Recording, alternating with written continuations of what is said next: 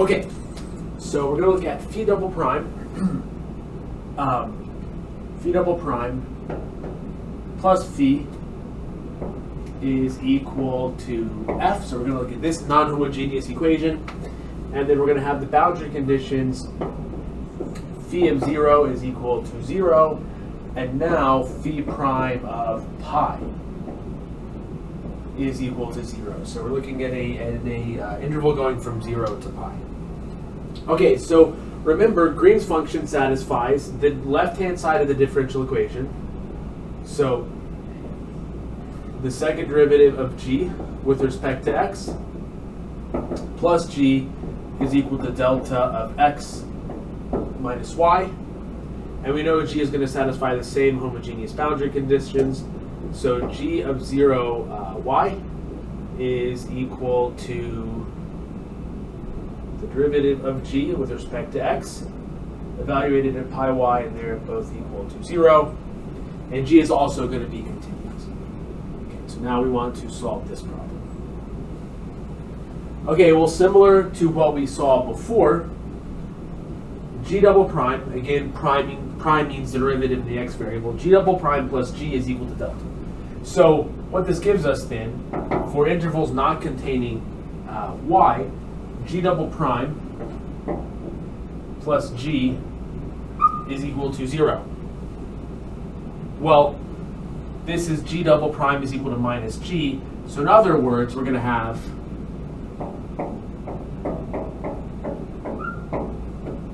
we're going to start with, well, g double prime is equal to minus g. That's a cosine plus b sine. So we're going to have a cosine x plus b sine x, and this is for x less than y, and for x bigger than y, it'll be c cosine x plus d sine x, and this is going to be for y bigger than x. Okay, this black marker isn't doing so great. All right, so now what I want to do is I want to determine what a, b, c, and d are. I need 4 equations for that. 2 equations are going to come from the boundary values. So 0 is equal to g of 0y. Okay, if I plug in x equals 0 here, I just get a. Because sine of 0 is equal to 0, cosine of 0 is 1. So in other words, a is equal to 0. So I'm going to record that information by writing it like that.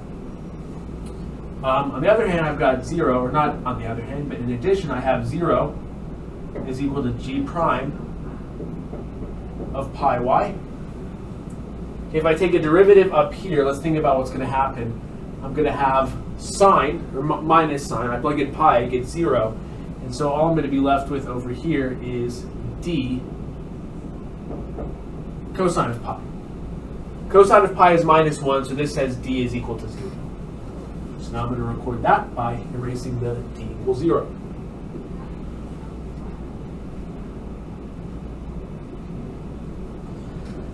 Now, I know that g is continuous. So I know that I have to have b sine y equals c cosine y. So in other words, I can say that c is equal to b times tangent y. So c is equal to b tangent y. So I've got b tangent y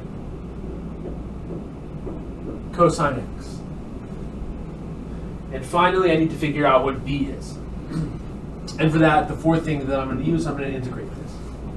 So I'm going to have 1 is equal to the integral from y minus epsilon to y plus epsilon delta of x minus y dx.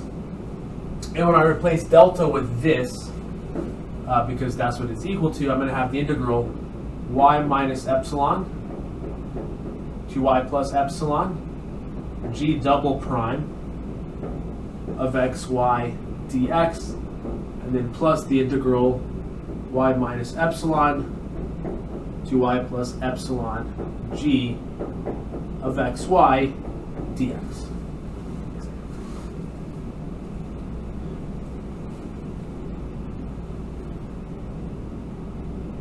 Okay, now by the fundamental theorem of calculus, this first term is going to be g prime evaluated at y plus epsilon. So this is the, wait, this should say, oops, should say like that. Okay, when you take the derivative of this with respect to x, you get minus, scoot this over a little bit, you get minus b. I'm going to write tangent y explicitly as sine y over cosine y, and then it's going to be cosine of y plus epsilon, and then, sine of y plus epsilon. It's just the derivative of that with respect to x, and then it's going to be minus b, the derivative of sine x with respect to x evaluated in y minus epsilon, so cosine of y minus epsilon, and then plus the integral going from y minus epsilon to y plus epsilon g of xy dx. Now this is equal to 1. Okay, so what I'm going to do now, this is true for all epsilon greater than 0. Well, actually, first I've got a minus b in each term, at least for this part, so I'm going to factor out a minus b here. This becomes a plus. Get that. Now, this is true for all epsilon greater than 0. Everything is continuous, so if I take the limit as epsilon go to 0, this equation is still true. Now for the integral, g of xy is continuous. So I'm integrating a continuous function over an interval whose size is shrinking to 0, so this is just equal to 0. Or it's not equal to 0, but it goes to 0 as epsilon goes to 0.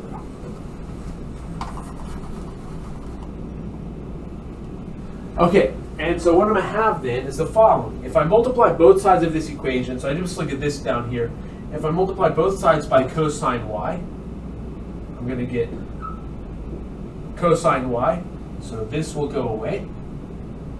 And then if I multiply this by cosine y, that's just cosine squared y. But now I've got sine squared plus cosine squared. That's equal to 1. So in other words, this says cosine is equal to minus b, or b is equal to minus cosine. So this b here becomes minus cosine y. B is minus cosine y. So this, there's tan y sine y over cosine y.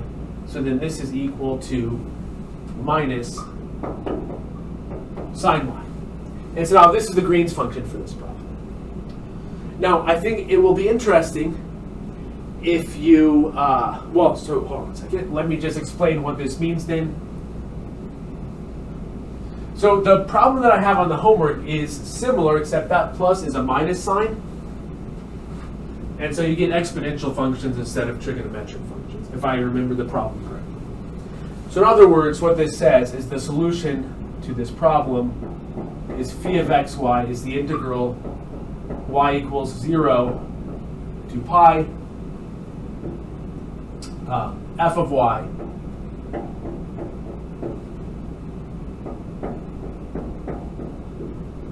g of xy dy.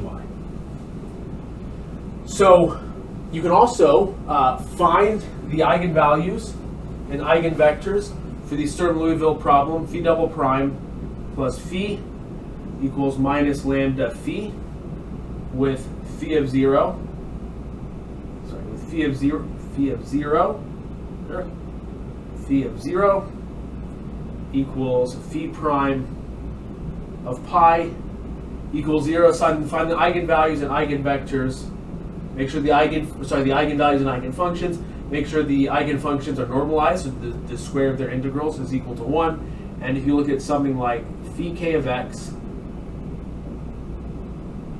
phi k of y divided by lambda k, these two things should be equal to each other. I did this as well on Desmos. It was interesting. I did this. You get a complicated expression here. or not complicated, but it's just a product of signs, not sine of k pi x. I want you to do it and figure it out, and then you divide by lambda k here. Again, it's not going to be k pi squared; it'll be something different. But do that and graph this, graph that, and show that they're equal to each other on Desmos. Okay, now for this sum here, you would sum from like k equals 1 or whatever the lower value here should be up to like 100 or something like that. That should be enough terms. Okay, so this is another way. This is the second video of finding Green's function for a slightly more complicated problem. And then if you have your expression here in the homework, you're going to plug that in. I think I asked you to have f of x equals x. You'll plug this in, integrate it, and then you'll have an explicit solution to a non-homogeneous problem.